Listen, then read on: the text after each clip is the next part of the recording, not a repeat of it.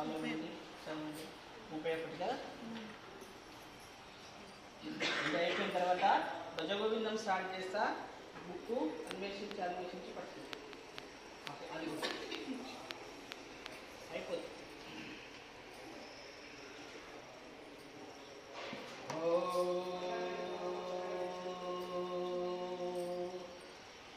అతి విద్య నేర్చుట అన్న వస్త్రములకే బసులనార్జించుట పాడి కొరకే సతిని పెండాడుట సంసార సుఖముకే సుతుల పోషించుట గతుల కొరకే సైన్యమును కూర్చుట శత్రు భయంబుకే సాము నేర్చుట నెల్ల చావు కొరకే దానమిచ్చుట ముందంది సంచితముకే ధనముగా జరుగుటను గడుపు కొరకే ఇతర కాలంబు కోరక సతతముగను భక్తిని యందు నిలుపుట ముక్తి కొరకే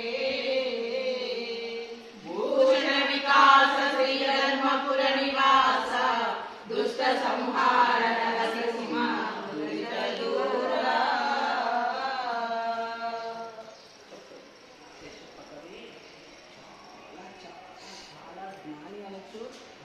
అనొచ్చు, అన్నీ అనొచ్చు ఆయన. ఎందుకంటే ఇట్లాంటి పద్యాలు ఆయన రాసిందంటే మామూలు విషయం కాదు. చెప్తున్నాడు. శోభాయమాగు ధర్మపురమున వసించు ఓ నరసింహ స్వామి, నీవు దివ్యాభరణములతో ప్రకాశించు వాడవు, పాపములను పారద్రోలు వాడవు, దుష్టులను శిక్షించు వాడవు. అందుకే 2 లైన్లన్నా నుండి పదే అని చెప్తున్నా. తండ్రి, ఉన్నత విద్యను సముపార్జనము అన్న వస్త్రములకే కదా అది చెప్తున్నా. పెద్ద ఉద్యోగాలు చేయడం దేనికోసము? చక్కగా బ్రతుకుతాడు. తక్కువ చదువున్నవాడు పెంకుటింట్లో ఉంటాడు, బాగా చదువుకొని గొప్ప ఉద్యోగం వచ్చిన వాడు మంచి పెద్ద స్లాబ్ ఇంట్లో ఉంటాడు. కానీ 2 ఇంట్లో వదలాల్సి ఉంటుంది. తండ్రి, ఉన్నత విద్యను సముపార్జించడము అన్న వస్త్రముల కొరకే, పశు పోషణ పాల కొరకే. అది అంతే కదా. మనం ఆవులను పెంచుతున్నాం నా ఆలయంలో, స్వామివారికి పాలు వస్తాయి అని మనం పెంచుకుంటున్నాం. ఇంకొకటి ఆవులు ఆలయంలో ఉండాలి, ఆవు శుభకరము. దేనికోసము? పాల కోసమే. పాడి అన్నీ వస్తాయి, గేదెలు అవన్నీ దేనికోసం పెంచుతున్నాం మనము? పాల కోసమే కదయ్యా అంటున్నాం. సతిని పెళ్ళాడము సంసార సుఖముకే కదా అది చెప్తున్నాం. పెళ్ళిళ్ళు ఎందుకు చేసుకుంటున్నాము? అది మంచి పుత్రులను కనాలి, ఒక భారతావనికి మంచి బిడ్డలను ఇవ్వాలి, ధర్మానికి రక్షకులను చేయాలి. అది అంతే, చిరపురుగులను చేయాలి. అందుకనే చెప్తున్నాడు. ఎందుకని అన్నీ వస్తాయి అందులో. సంసార సుఖానికి పుత్రులను పెంచడము పుణ్యలోక ప్రాప్తి కొరకే అది చెప్తున్నాడు. చూడండి, ఒకవేళ నీ బిడ్డ మంచోడయ్యి మన అదృష్టం కనుక బాగుంటే, వాడు ఒక వేదం తెలిసిన వాడై ఉంటే, వాడు ఒక సత్ప్రవర్తన కలిగిన వాడై ఉంటే, వాడు ఒక సాంప్రదాయం తెలిసిన వాడై ఉంటే, వాడు ఏం చేస్తాడు? మనకు తర్పణాలు వదులుతాడు. అప్పుడు ఆత్మలు శాంతిస్తాయి. అవి లేకపోతే వాడిని కని కూడా వేస్తాయి. పుత్రులను పెంచడము పుణ్యలోక ప్రాప్తి కొరకే, సైన్యాన్ని కూర్చుకోవడము శత్రువులను భయపెట్టుట కొరకే కదా అది. రాజు సైన్యాన్ని ఎందుకోసం తయారు చేసుకుంటున్నాడు? శత్రురాజులకు భయం ఉండాలని. ఓహో, ఆ రాజు దగ్గర ఇంత సైన్యం ఉంది, వాళ్ళ మీదకి మనం ఈజీగా దండెత్తిపోవద్దు, రాజు ఒక్కడే లేడు అని తెలుసుకోవడానికే కదా అంటున్నాడు. అది సాము నభ్యసించుట సాగు కొరకే. సాము తెలుసా మీకు? కొట్టేది. అవి నేర్చుకోవడము, చంపడము, చావడము. అది 2 అయితే. దానం ఇచ్చేది రాబోయే జన్మలలో సుఖించుట కొరకే. ఎందుకని? ఆ దాన ఫలము అంత అద్భుతంగా ఉంటుంది కాబట్టి. అది దానానికి ఫలాలు చాలా ఉంటాయి నాన్న. అది ఒకవేళ సత్కార్యాల కనుక మనము దానాలు చేస్తే అవి మనకు జన్మలకు తోడుగా నిలుస్తాయట. అది కూడా నేను ఇంకొకటి కూడా చెప్తున్నాను. ఇవన్నీ పుణ్యకర్మ ఫలాన్ని, ఇవన్నీ పుణ్యం చేస్తే పుణ్యఫలం వస్తుంది మనకు. అది చెప్తున్నాడు. గొప్ప చదువులన్నీ కుక్షి కొరకే. కుక్షి అంటే పొట్ట. అందుకనే ముందే చెప్పిన, ఎంత పెద్ద ఇంట్లున్నా ఒకరోజు దాన్ని వదిలేసేది అంతే. ఎంత పెద్ద చదువులు చదువుకొని పెద్ద పెద్ద ఉద్యోగాలు చేసినా ఏం చేస్తాం నాన్న? ఒక సంచి బియ్యం వేసుకుంటాం, ఒకే రోజు తింటామా వాటిని?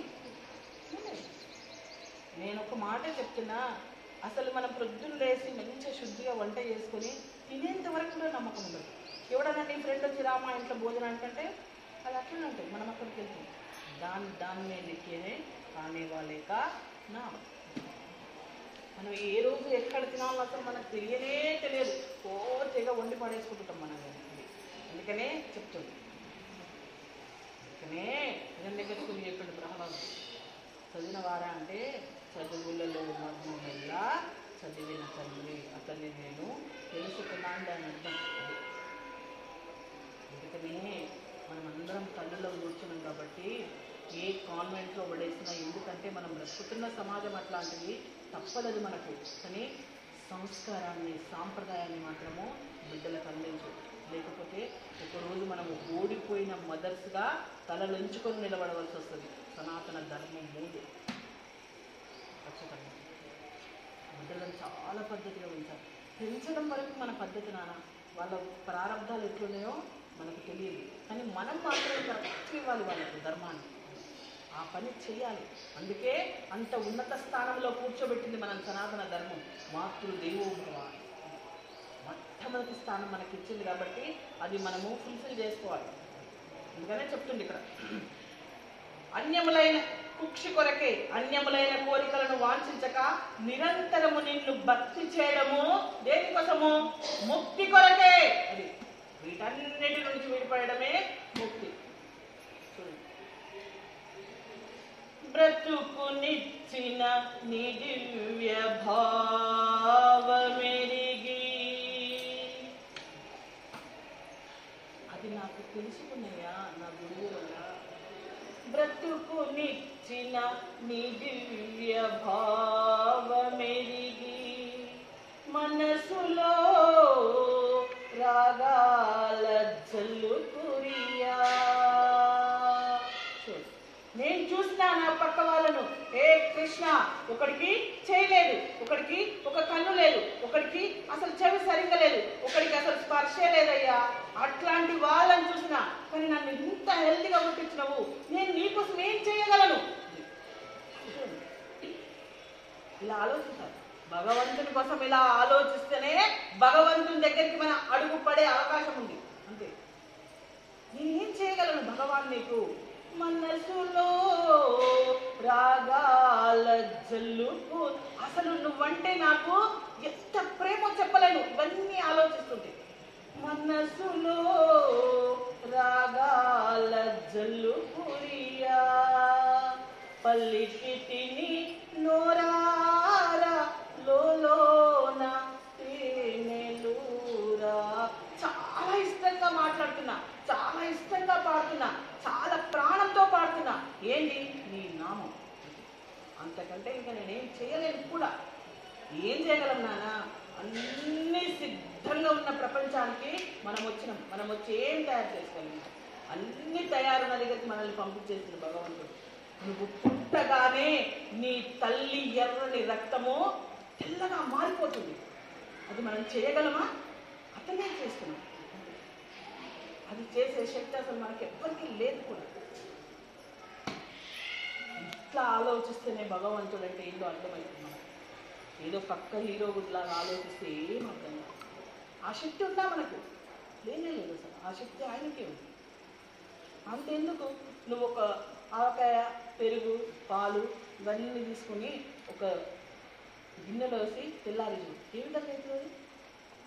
వాసన దగ్గర కూడా పోలేదు.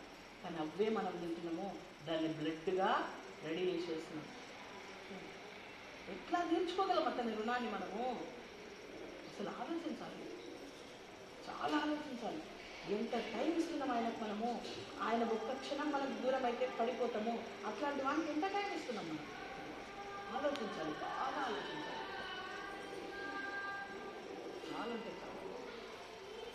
అలా ఆలోచిస్తేనే అతనికి దగ్గరగా కూర్చోగలం. మనస్ఫూర్తిగా మనసు పెట్టి భగవాన్ జీవితం అనేది నీకు ఇచ్చేస్తుంది అని కూర్చోవాలి. అది ఏముందయ్యా, నేనేం చేసుకోగలను? ఏమీ లేదు. ఏ శక్తి లేదు. గడ్డి పోచను కూడా కదిలించే శక్తి లేని వాళ్ళని, కానీ నోటికి ఏది వస్తే అది మాట్లాడేస్తాం. ఆ శక్తి కూడా ఆయన. ఆ అసలు గడ్డి పోతలు కూడా కదిలించలేము నాన్న. అది మన బ్రతుకులు. అది ఆలోచించుకోవాలి మనం. చెప్తున్నాను. ఎందుకంటే ముక్తి పురుషుడు, ముక్తిపరుడు, ముక్తి కలగాలంటే సాధన చాలా ఉండాలి. ఏ విధంగా? మానసికంగా ఉండాలి, శారీరకంగా కాదు. ఏదో నువ్వు బొట్టు పెట్టుకున్నంత మాత్రాన అది చేసుకుని ఏమీ లేదు. ఒకరోజు కాలిపోయేది. దేని కాదు సంస్కరించవలసింది, మనసును సంస్కరించుకోవాలి. ధర్మము, అర్థము, కామము, మోక్షము 4 వస్తున్నాయి కాబట్టి ఇలా కదిలిపోవాల్సి వస్తుంది. మహాభారతాన్ని తీసుకుంటే అసలు స్వామీజీ ఫస్ట్ ఉపోద్ఘాతం ఉంటుంది మహాభారతంలో. అద్భుతం. అసలు నేనే ఆశ్చర్యపోయాను చదివినప్పుడు. అసలు చాలా అర్థాన్ని, కామాన్ని కొట్టి పడేసింది స్వామీజీ. ఏ రోజైతే గంటలు గంటలు కష్టపడి నువ్వు సంపాదించుకుంటున్నావో, ఏ రోజైతే గంటలు గంటలు ఆలోచించి వాళ్ళు కావాలి వీళ్ళు కావాలని అల్లాడిపోతున్నావో వాటిని తీసి పడేసింది. ఏ విధంగా? చెత్త బుట్టలో. దేన్ని? అర్థాన్ని, కామాన్ని. ధర్మ మోక్షాల కోసమే నడిచింది మహాభారతం. మహాభారతం అద్భుతంగా ఉంటుంది. అసలు ఉపోద్ఘాతంలోనే కొట్టి పడేసింది. నేనే అలా చదువుతూ చదువుతూ ఒక దశలో లేచి వెళ్ళిపోయిన అప్పటి నుంచి. అసలు ఏంద్రా, అసలు ఇంత కష్టపడుతున్నాము. అప్పుడు నాకు చదివినప్పుడు దాదాపు నాకు తెలిసి ఒక 30 సంవత్సరాలు ఉన్నాయో. 30 సంవత్సరాల నుంచి కష్టపడి పిల్లలను కానీ ఈ విధంగా ఇల్లు కట్టుకొని ఈ విధంగా ఉంటే అసలు దీన్ని ఏంద్రా డస్ట్బిన్లో పడేసి తీసుకుపోయాను. లేచి అసలు కాసేపు ఊడ్చిపోయాను. బాగా బాధ కూడా అనిపించింది నాకు. దీనికోసం 5 రోజులు కష్టపడ్డాను నేను. ఆయన తర్వాత నానొచ్చింది. నేను చదువుతున్నా ఏదో బయటకు వెళ్ళినప్పుడు ఆఫీస్ ఉంటారు కదా, వచ్చింది. ఒక పెద్ద మాట అనేసాను నన్ను. మీకు చెప్తున్నాను, జ్ఞాన వెంకటేశ్వర స్వామి దగ్గర. నిజంగా ఈ మహాభారతం నా చేతికి వస్తే అసలు పెళ్లి చేసుకున్నాను. నిజంగా చాలా బాధపడ్డారు. అసలు ఏంద్రా, ధర్మాన్ని మొత్తం తీసి అర్థాన్ని, కామాన్ని తీసి చెత్త అంటుండేది. అసలు ఇదంతా నడుస్తుంది ప్రపంచం దానికోసం కదా. చెత్త బుట్టలు పడేసింది దీన్ని తీసుకుపోయి. అసలు మీ నాన్న అట్లాంటి వాడు, మీకు తెలుసు కదా. ఆయన నవ్వుకుంటే అంత బాధ. ఒక్కొక్కసారి జీవితాలు ఎంతో మళ్ళీ చూసుకుంటే నాన్న ఏం చేయలేం మనం. నిజంగా చాలా బాగా అనిపిస్తుంది. ఏంద్రా ఏం బ్రతుకులు ఇవి అనిపిస్తుంది ఒకసారి నాకే. ఇకనే చెప్తున్నాడు కదా, ధర్మము, అర్థము, కామము, మోక్షము అనేది 4 పురుషార్థములలో పరమ పురుషార్థము మోక్షం ఒక్కటే. అది దానికోసమే ప్రయత్నం చెయ్యాలి. ఈ జన్మలో కనుక ప్రయత్నం చేస్తే నెరవేరదా? కనీసం వచ్చే జన్మలోనన్నా దొరుకుతుందా? ఎందుకంటే ఏది ఆలోచిస్తూ చనిపోతే అదే పుడతారు అంటారు కదా. మనకు మోక్షమే ప్రధానమై ఉండాలి. అది చెప్తుంది ఇక్కడ. మోక్షం ఒక్కటే, మిగిలినవన్నీ మతాబుల కాంతులే. అది చూడండి, ఇదే కూడా చెప్పేస్తున్నాను. అవన్నీ మతాబుల కాంతులేనంట. మతాబులు అంటే తెలుసు కదా మీకు, టపాసు. ఎంత ఖరీదన్నా తేలినా ఎంతసేపు వెళ్తుంది? టాపా టాపా టాపా 2 నిమిషాలు ఎక్కువ తక్కువ, కానీ ఆరిపోతుంది కదా. అట్లనే వెలుగుతుంటుందా? ఎట్లాంటిదన్నా కానీ, ఎంత ఖరీదుదైనా కానీ అదే. అందుకనే చెప్తున్నాను మతాబుల వంటిది అని. అందుకనే చూడండి,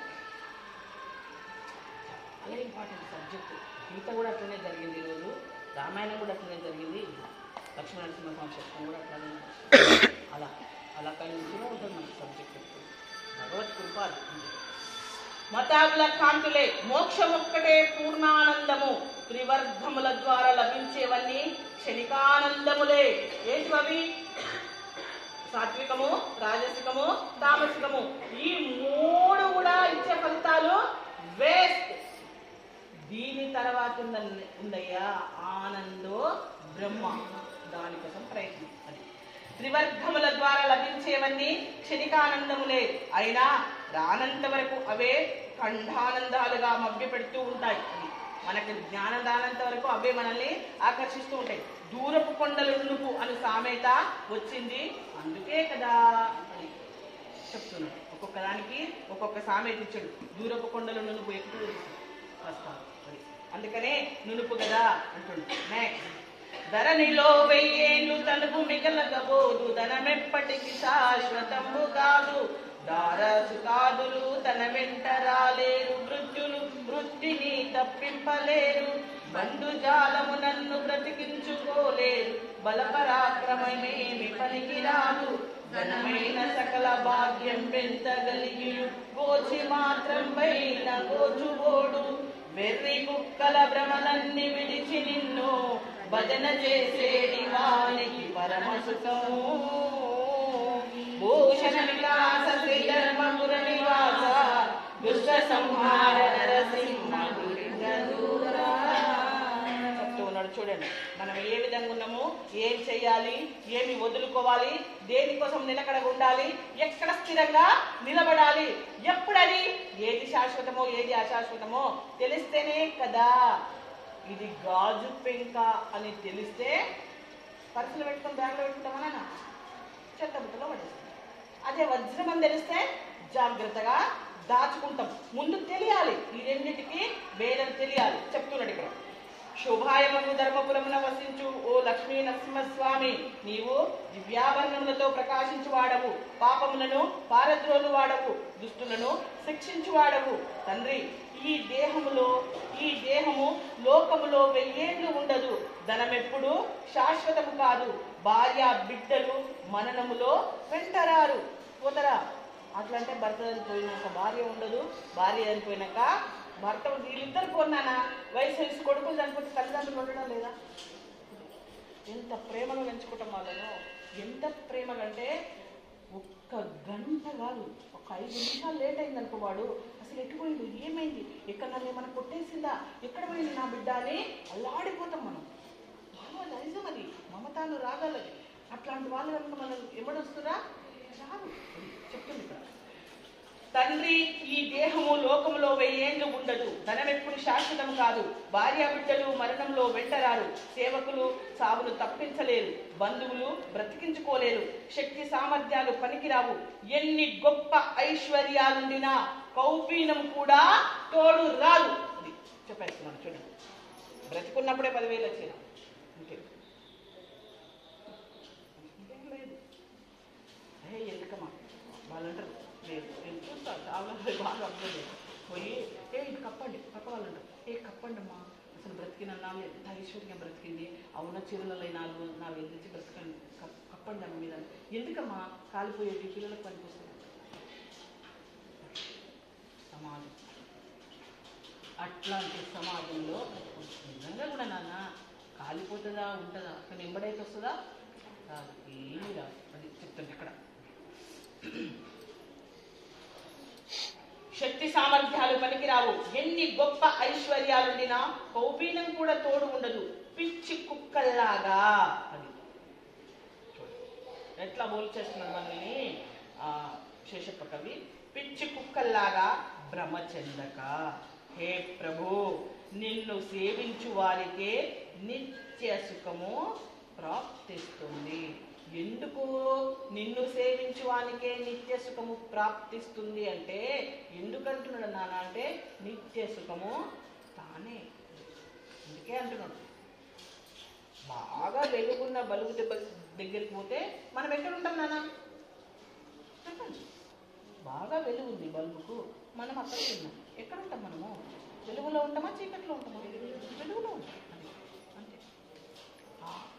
కోటి సూర్య కాంతుల వాడు అతని దగ్గరికి పోతే ఇంకా చీకటి ఎక్కదు మనకు. అదే అంటుంది. హే ప్రభు, నిన్ను సేవించు వారికే నిత్య సుఖము ప్రాప్తిస్తుంది. ఈ ప్రపంచంలో ఉండేవన్నీ ఊడేవే, మాడేవి, ఊడినవి ఉద్ధరించవు, లేనివి వచ్చి రక్షించవు, ఉన్నవి ఉపకరించినా సుఖం లేదు, లేనివి వచ్చి సహకరించిన సుఖం ఉండదు. వీటిని ఇచ్చినా ఒక్కటే, పుచ్చుకున్నా ఒకటే. సామెతను సంప్రదిస్తే అమ్మబోతే అడవి, కొనబోతే కొరవి. ఎందుకంటే ఈ రెండు కూడా అవి శాశ్వతం కావు, రెండు కూడా మనకు శాశ్వతమైన సుఖాన్ని ఇవ్వలేవు అంటుంది. నరసింహ నాకు దుర్గుణములేమెండా, ఎస్గుణమొక్కటి లేదు చూడజనినా, ఐకాంత మీద ఆశ మానగలేదు, నరుల క్షేమము చూసి ఓర్వలేను. ఇటువంటి దుర్బుద్ధులిన్ని నాకున్నవి, నేను చేసేదివన్నీ నీ శక్తులే. నా వంటి పాపిష్టి నరుని భూలోకాలు పుట్ట చేసిది వేల భోగిశయన అబ్జదల నేత్ర నా తండ్రివైన ఫలము నేరములు గాచి రక్షించు నీవే దిక్కు భూషణ వికాస శ్రీధర్మపుర నివాస దుష్ట సంహార చెప్తూ ఉన్నాడు. నాకు చాలా చెడ్డ గుణాలు ఉన్నాయ్యా, అసలు మంచి అలవాటు నాకు ఒక్కటి కూడా లేదయ్యా, కానీ నేనొక్కటి నిన్ను అడుగుతూ ఉన్నా, అసలు నాకు మొట్టమొదటి తండ్రివి నీవే కదా, అందుకే నువ్వు నన్ను రక్షించు అంటున్నాను. అంతే. శోభాయమకు ధర్మపురమున వసించు ఓ నరసింహస్వామి, నీవు దివ్యావరణములతో ప్రకాశించు వాడవు, పాపములను పారద్రోలు వాడవు, దుష్టులను శిక్షించు వాడవు. తండ్రి, నాలో అన్ని చెడు నిర్ణయాలే గాని సుగుణం ఒక్కటి కూడా ఉండదు. మనల్ని మనము అంతరేక్షణ చేసుకుంటే మన ఆలోచనలు ఏంటి, మన ఆలోచనలు క్షణాక్షణాలకు ఎలా ఏ విధంగా కదులుతూ ఉన్నాయి, ఎవరి గురించి ఆలోచిస్తున్నవి, ఏవిటిని ఆకర్షింపబడుతున్నాయి, దేనికోసం ఆలోచిస్తున్నాయి అనేది అది ఎవరికి వారే అంతరేక్షణ చేసుకోవాలన్నా. నీ ఆలోచనలు ఎదుటి వాళ్ళకి తెలిసే అవకాశము లేదు, ఎదుటి వాళ్ళ ఆలోచనలు నాకు తెలిసే అవకాశము లేదు.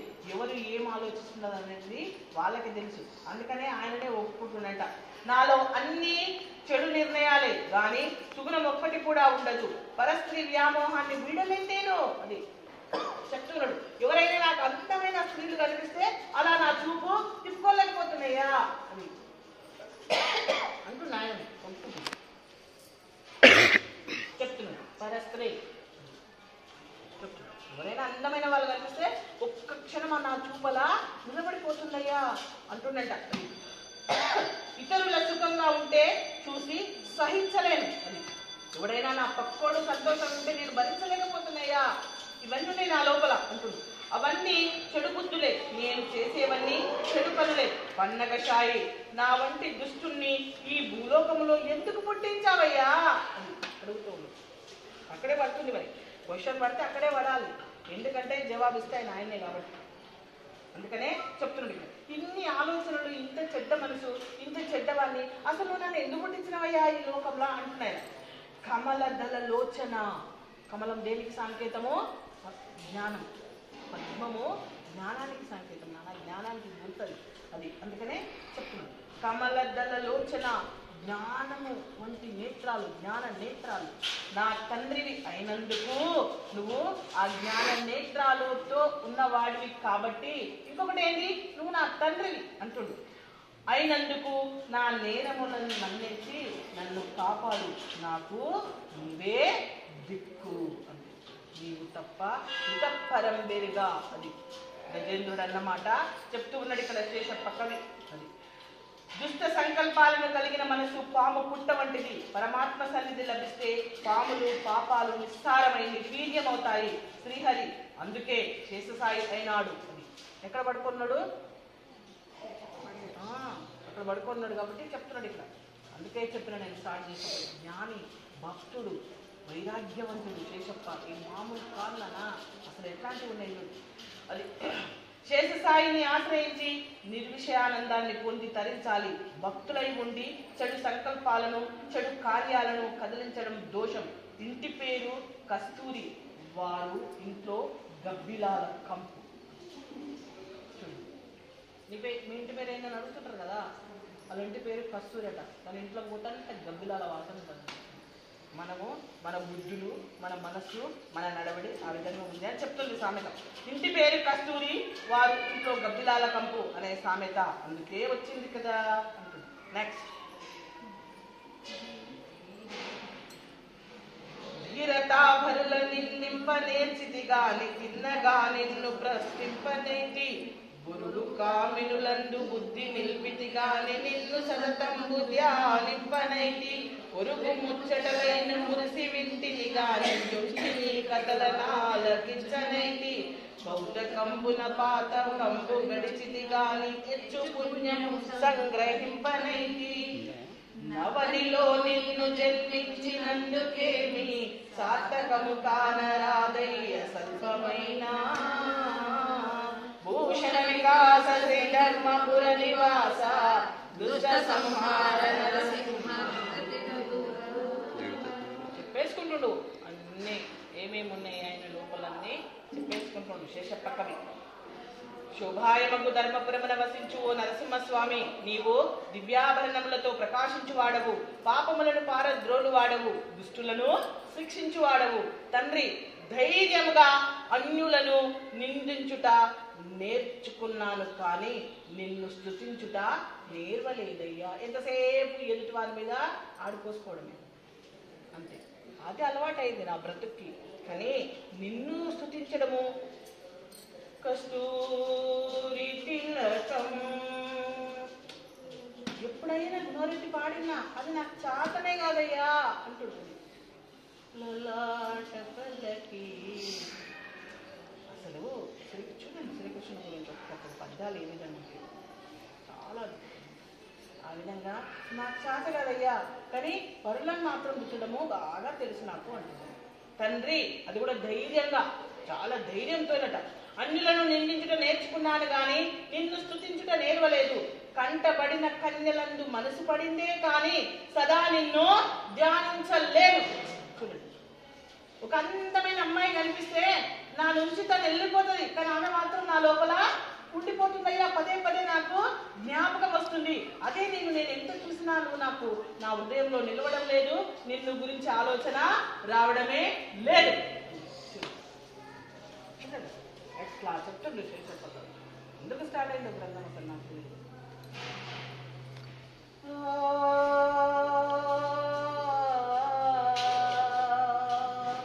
కృష్ణ కృష్ణ కృష్ణ.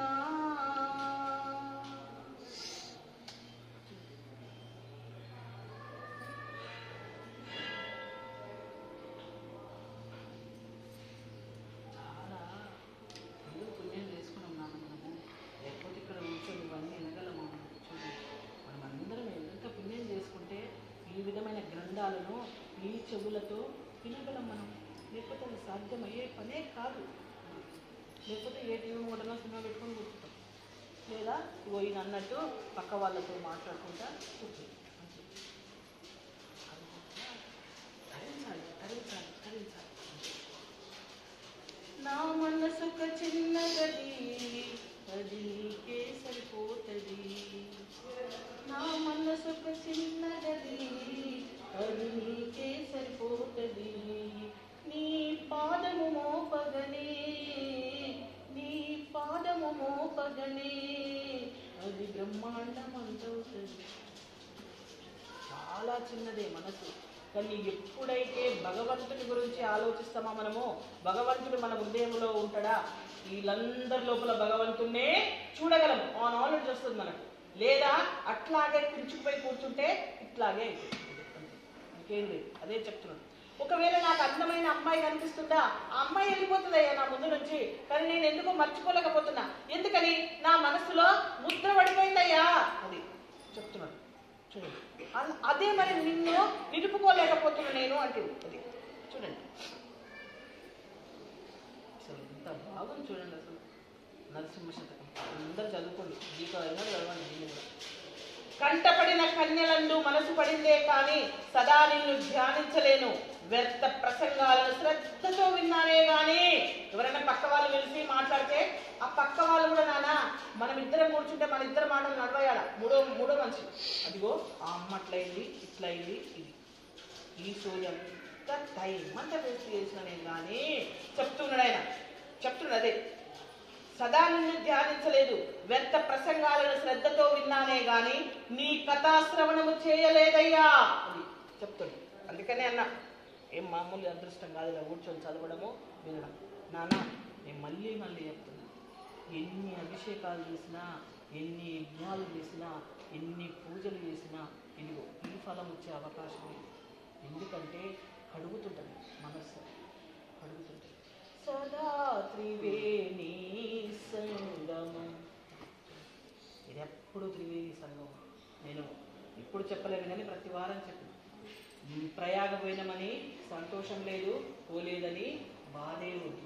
వేరే వారానికి 2 రోజులు ప్రయాగంలోనే ఉంటున్నారు. అట్లాంటి భగవంతుడు, భక్తుడు, భగవన్ నామం,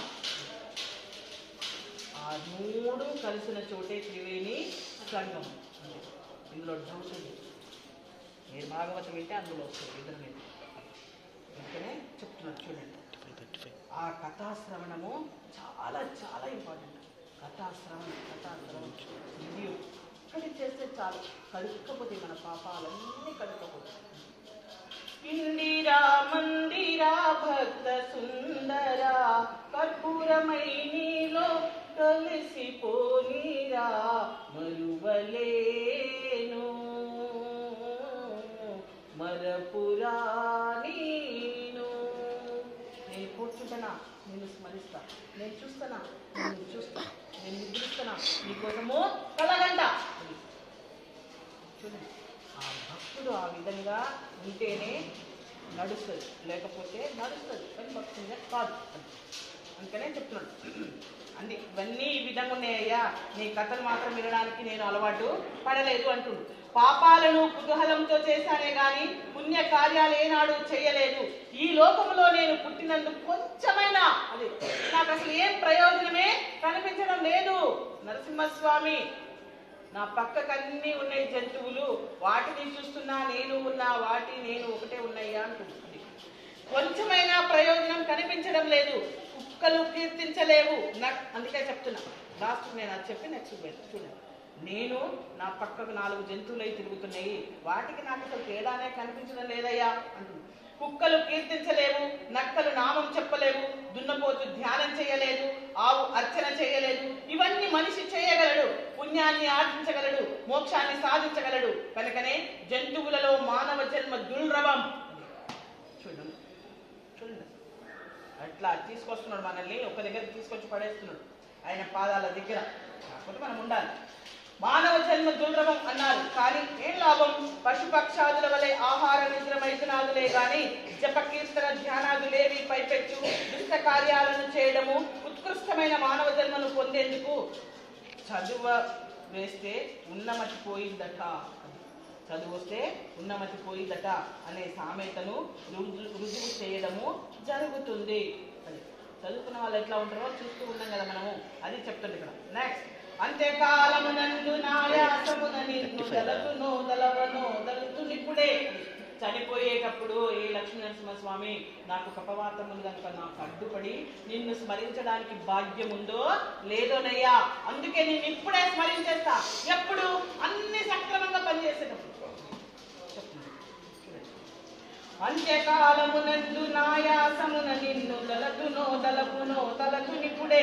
నరసింహ నరసింహ నరసింహ లక్ష్మీశ దానవాంతక కోటి భానుతేజ గోవింద గోవింద గోవింద సర్వేశ పన్నగాధిపసాయి పద్మనాభ మధువైరి మధువైరి మధువైరి లోకేశ నీలమేఘ శరీర నిగమ వినుత.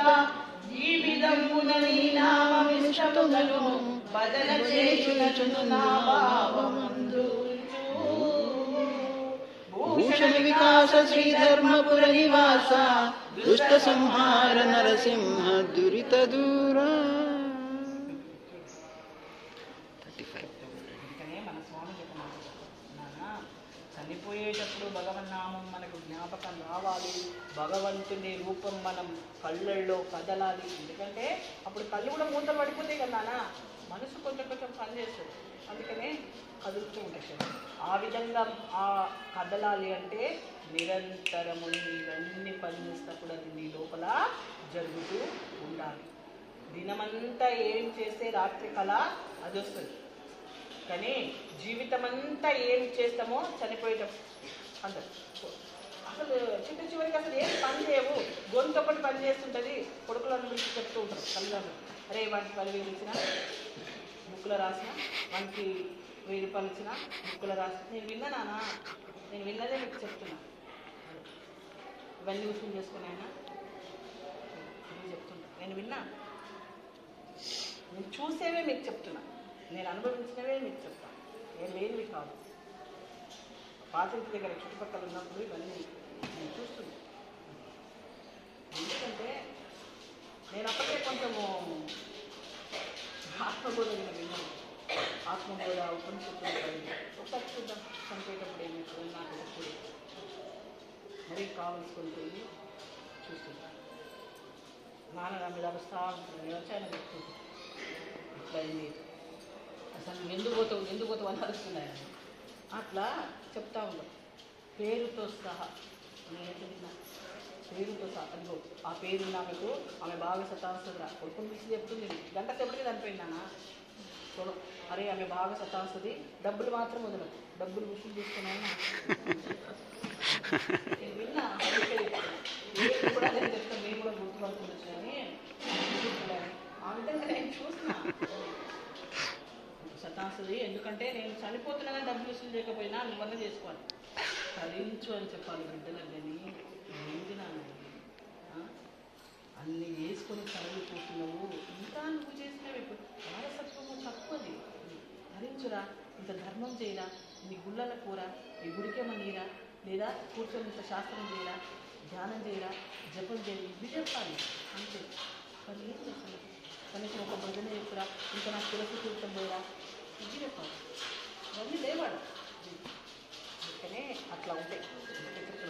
అందుకనే శేషప్ప కవి చెప్తున్నాడు, అయ్యా అప్పుడు నేను నిన్ను స్మరిస్తానో లేదు, ఎందుకని నాకేం పని చేయవు కదా, అప్పుడు నా అన్ని నాటులన్నీ పని చేయవు కదా, అసలు ఎవరు వచ్చి ఆడ నిలబడితే ఇంకా నేనేం నిన్ను స్మరిస్తానయ్యా, అందుకే నేను చెప్తున్నా, ఇప్పుడే నేను స్మరిస్తా విను అని చెప్తున్నట్టు. శోభాయము ధర్మపురమున వసించు ఓ నరసింహస్వామి, నీవు దివ్యాభరణాలతో ప్రకాశించువాడవు, పాపములను పారద్రోలు వాడవు, దుష్టులను శిక్షించువాడవు. తండ్రి, ప్రాణోత్గమన సమయాన మరణ బాధ వల్ల నిన్ను తలచునో తలవలేను, డౌట్ పడుతున్నా నేను ఇప్పుడే, అందుకనే చెప్తున్నా విను. అందుచేత ఇప్పుడే స్మరిస్తాను, నరసింహ నరసింహ నరసింహ. అది చూడండి, ఎప్పుడు అరిసేస్తా, నా లోపల ఎంత శక్తి ఉంటే అంత నేను అరుస్తా, నలుగురికి వినిపించేటట్టు చెప్తా. అది అందుకనే చెప్తున్నట, నరసింహ నరసింహ నరసింహ, రమానాథ రమానాథ రమానాథ. రమ అంటే లక్ష్మి, లక్ష్మీపతి లక్ష్మీపతి రమానాథ అంటుండు. రాక్షసాంతక, రాక్షసులను సంహరించిన వాడ. అది కోటి బాను తేజ. ఏ విధంగా ఉందయ్యా విశ్వరూప సందర్శన యోగం ఏం చెప్తున్నాడు, కోటి సూర్య ప్రభావంతో వెలిగిపోతున్నావు, నేను అసలు తట్టుకోలేకపోతున్నా కృష్ణ, నీ మామూలు రూపాన్ని నాకు చూపియవయ్యా అన్నాడు అర్జునుడు. అందుకనే చెప్తుండే ఇక్కడ, కోటి బాను తేజ గోవింద సర్వేశ శేషసాయి పద్మనాభ మధువైరి.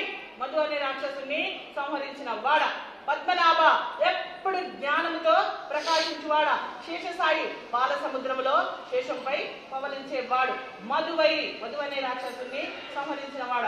మధుసూదన లోకేశ, చివరికి ఈ లోకమంతా విశ్వం విష్ణుర్ వషట్కారు, ఈ విశ్వమంతా నువ్వే నిండి ఉన్నావు కదయ్యా, నేను విశ్వమంతా నిన్ను చూస్తూ ఉన్నా. అది ఆ విధంగా కీర్తిస్తున్నట. లోకేశ నీలమేఘ, శాంతాకారం భుజగశయనం పద్మనాభం సురేశం, విశ్వాధారం గగనసదృశం మేఘవర్ణం శుభాంగం, లక్ష్మీకాంతం కమలనయనం యోగినుధ్యానగమ్యం, వందే విష్ణుం భవభయహరం సర్వలోకైకనాథం. ఆయన కలల నీలమేఘ శరీర వేద వినుత. వేదాలన్నీ కూడా ఎవరిని స్తుతిస్తున్నాయో, వేదము ఎవ్వడి వెదకెడును ఆ దేవుని కొనియాడుడి అని చెప్పింది.